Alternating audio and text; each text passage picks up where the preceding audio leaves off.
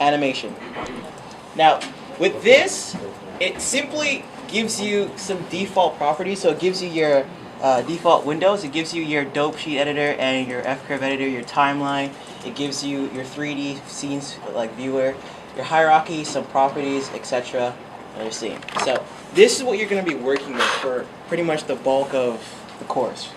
So to incorporate something in Blender, it's simple. You can simply go to Add, or have Shift A as a shortcut key, or press Space Bar and pick the object you want to incorporate.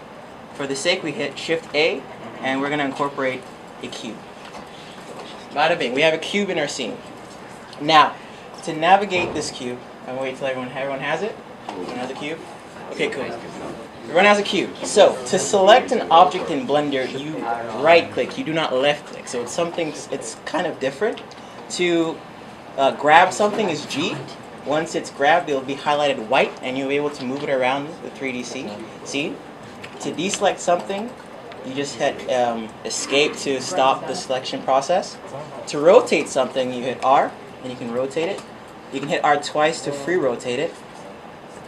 You can lock it on rotate it on a certain axis. So hit R and choose the axis you want: X-axis, Z-axis, Y-axis. If you want to rotate it on 2 axes, you press Shift and exclude the axis you want. So it's only going to rotate on these 2 axes, X and Y.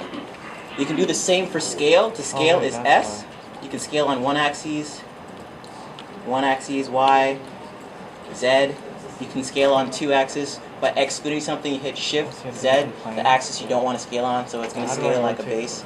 So you can make this for if you're modeling a base for something, etc. So that's how you pretty much interact with objects. You can also, to navigate in your 3D view, to zoom in, you use your scroll wheel to zoom in, zoom out.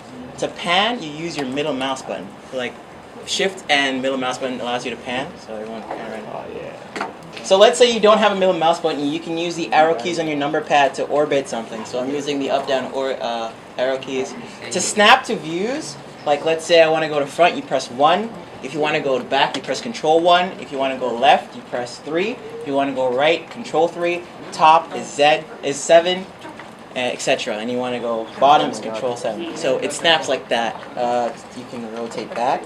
Let's say your scene is cluttered and you want to focus on one object. On your number pad, you hit decimal and it will zoom in and it will focus and it will make the main central pivot point back. Play around with that. Okay, so let's say you want to switch to a more precise view. There's different views. There's perspective view and there's orthopedic view. Perspective view gives you a nice perspective on the actual 3D shape. To multi-select an object, you can hit Shift and right-click. Right-click is to select something in your 3D scene. In your 3D scene view, to orbit a 3D scene, to orbit around an object, you can hit the middle mouse button. To pan an object, you hit Shift middle mouse button. Next off, to snap to views, you can hit 1 to snap to front, 3 to snap to right or left, and 7 to snap to top. This is on your number pad, not your interior. So on your number pad, that's what you do. To switch to orthopedic and perspective, you press 5. You press 5 again to switch out of orthopedic view. This allows you to see your object more mathematically, so it's more aligned to the grid to allow you to model and other things. So again, it just helps in overall visualize. So people are comfortable. We know how to rotate, we know how to scale, we know how to grab an object. All right, as I was saying before, to orbit in your 3D scene, you hit the middle mouse button. Everyone knows that. To interact with an object, you right-click. You do not left-click. Once you select the object, it will highlight yellow. So it's telling you this object is currently selected. To add an object, you press Shift A. Or you can hit Spacebar and add the object you want. Once the object is selected, hit R. R is to rotate, S is to scale, G is to grab. It transforms it. That's another word for moving. If you want to lock it on the axis, you hit G and you choose the axis you want. X, Y, or Z. The same thing goes for all the other control. So scale, rotate, grab, you can lock it on a current axis. This little button here, so you see, this thing is called a gizmo. If you do not want to use like the shortcut keys, you can just click the gizmo and you'll transform it on this axis, or you can like rotate, and then there's scale, or you can incorporate all three. So again, that's just something you can do. You don't need to, but you know. Okay, so everyone knows how to interact with Blender. That's just the basics. On the Blender website, you can go on and it gives you more in-depth and also more like, let's say, simpler, I would say. And also I have a tutorial up that explains it in super slow detail. That's like 20 minutes of me talking like, this is how you do that. So now this is for the animator side. Modelers, you can try this too, because let's say you want to animate your character, you model your character and you want to animate it, this is easy. We're going to focus on simple things first. Inserting a keyframe. What is a keyframe? It's pretty much a frame. You're storing information in a current frame. So now we know that the cube we've selected, everyone has a cube, you can use a monkey, you can use whatever shape you import, whatever you want. So right now, if you're in the animation, so right now we have an animated layout. You do not need this, but it's just easier for you to work with your animation. Go to this layout, you simply click screen layout right on top here, select it, and you'll see animation. And it'll open up this type of default layout for you. So it has all what you need right here. So let's say we want to, this right here is your timeline. So it gives you all your frames, your maximum timeline length, and your starting timeline length. This is your F-curve editor, and this is your dope sheet. We won't touch on this for now because this is for later tutorials. We're just going to focus on this because this is what you start with. Now we want to make, let's say we want the cube to move from here to here. That's where keyframe comes along. That's why animation computers are different. We insert 2 keyframes and the computer will do the rest for us. So right off the bat, we have our cube selected. Doing this by hitting right click, so it's highlighted orange. Insert a keyframe, we hit I. It'll open up insert keyframe menu. So you can keyframe something on location alone, rotation alone, scale alone, location and rotation, and etc. So now we're going to insert just the location. So now we're telling Blender at frame, I have it at 109, but people have it at frame 1 or whatever. Let me redo that. So at frame 1, so this is our current frame, put it to 1. So at frame 1, we want to insert a location. Press I. We hit I, and it'll say insert location. So it's highlighted at frame 1 cube. So it's marking that at frame I, the location of the cube is 0, 0, 0. So we want it to move. So we wanted it to move for a certain amount of frames. Let's say we want to move for 10 frames. So we're going to go to our current frame editor. Like this tells you the current frame, and we just type in what frame we want, like 10. You can use whatever you want. You can use 10, you can use 5, you can use 15. Different values will like determine the speed it will travel to its destination. So we're going to hit G. So in 3, we're going to hit G. We're going to hit Z, and we're going to hit 20. So let's zoom out so we can see the cube. So we see the cube. It's right over here. So from frame 1, for frame 1 to 10, we move 20. So we're going to hit I to insert its location. So now we've created these 2 keys. So at frame 0, or 1, the cube is 0, 0, 0. But at frame 10, the cube is at positive Z50. So when we animate this, we see the cube is moving. So it moves up really fast. So like, yeah, the cube's good. It's up. So that's just basic keyframing. And you can take it even further. You can add more keys. You can go to like frame 80. You can grab the cube and move it like all the way down here, insert a location again. And so on and so forth. If we want to add a rotation, we can go frame 1, insert location and rotation, and at frame, 80, we can rotate it like a little bit, insert location, rotation, and we go back to frame 1, and I'll animate. Yeah. No, I don't need a mouse. Oh, you just stretch this edge. Great. No, I'm good. Crazy.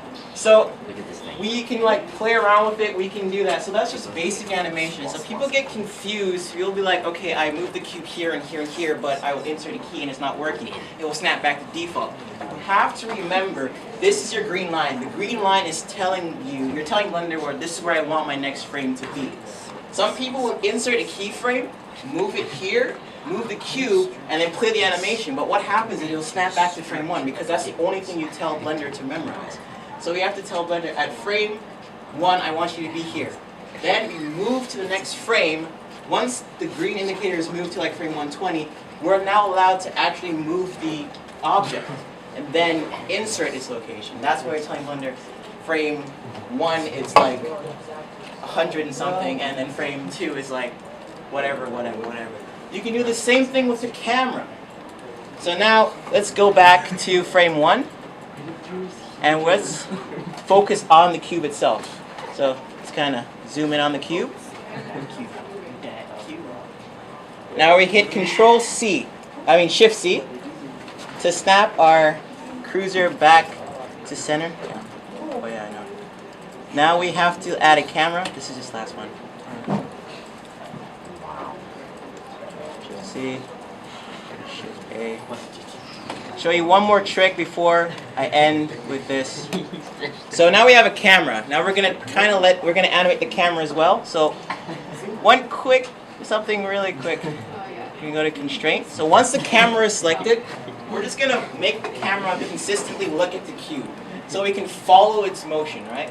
So this is something really cool but really easy at the same time. So make sure everyone's at the constraint menu right here. Constraint.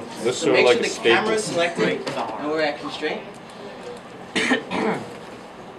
Once we're at constraint, we're going to add constraint, and we're going to click track 2. We're going to have this, make sure you're under constraint, make sure the camera is selected, select constraint, and we're going to add constraint, track 2 constraint. Select the object you want to track to. We're going to select the cube, make sure the name, so mine is cube 001. You can know this by selecting the cube, and it has a name right here. So select the camera. And we're going to click constraint to cube 001. Now you see the camera is looking down. We have to tell it where we want it to look to. We want it to look on the negative Z to the 2 and up, I believe, Y. So now it's looking directly at the cube. So we're going to press G to grab the camera and bring it back. Okay, so we're going to add a additional light source. So we're going to go to environment or world, right here. And this might be slow for some people, but this might be fast. So let's add a light source by holding Shift A and go under lamp, and let's incorporate a spot. Make sure it doesn't really matter where it is, just make sure it's in the scene. Make sure it's centered. Then to render this, you can do it one or two ways. You can hit F12 and you render your cube. Or you can go up to render. Or you can go up to render whatever. So we have our cube rendered. So let's say we want to bake this animation. So like we can, go to your camera, you can hit 0 on your number pad. So I'm going to hit that and it'll snap to your camera view right now. So we can hit Alt A and we'll play animation, and we can see that the animation is playing. That works. Alright, so now we want to add limitations to the time length of our animation. So we know the animation stops at frame 80. So under a timeline, we can click the end and stop at 20. And what it's going to do, we hit Alt A. And as soon as it hits frame 80, it's going to loop over again. And the animation will repeat and repeat. And we can scratch through this and we can see, we can like make any modifications to the animation and make sure it works. And that's why we want to render this. I don't know. Now, just messing around in Blender, that is great. That is how I taught myself how to use Blender. I didn't use any lessons. I didn't really ask anyone. Yeah. Okay, so basically what I want you guys to do tonight is, I trust most of you took my advice last time and installed Blender on your home computers. Okay, I trust that some of you. Okay, come on, one guy, one, anyone? Okay, whatever. Yeah! You're my new favorite. It's a candle. You're no longer my It looks favorite. pretty nice. Okay, so tonight, go home, install Blender on your computers, and just do this. Just mess around. Have fun with it.